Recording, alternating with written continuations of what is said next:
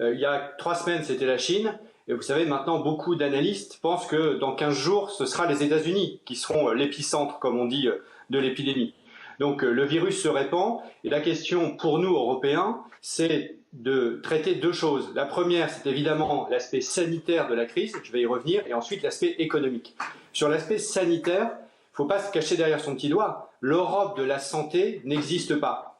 Les États n'ont jamais transféré au niveau européen le moindre pouvoir en matière de gestion des crises sanitaires comme celle que nous vivons. Donc c'est normal que l'Europe avance à tâtons, voire n'avance que très très peu, sur la question sanitaire.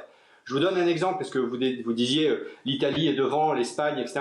Les chiffres aujourd'hui, même si on passe notre temps à les comparer et à les publier, on ne peut pas de fait les comparer parce qu'on ne compte pas la même chose.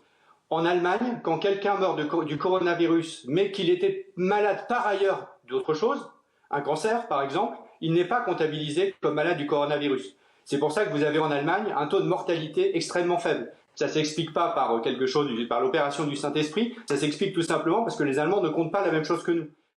Il y a des pénuries partout, c'est d'ailleurs précisément pour ça que nous allons donner la possibilité à la Commission européenne de faire des achats de centaines de millions d'équipements, que ce soit des masques, des tests, des ventilateurs, de façon à faire baisser les coûts et à arroser en quelque sorte tous les pays dans lesquels il y a des manques, et c'est partout pareil, puisque personne n'était préparé à un tel besoin en urgence.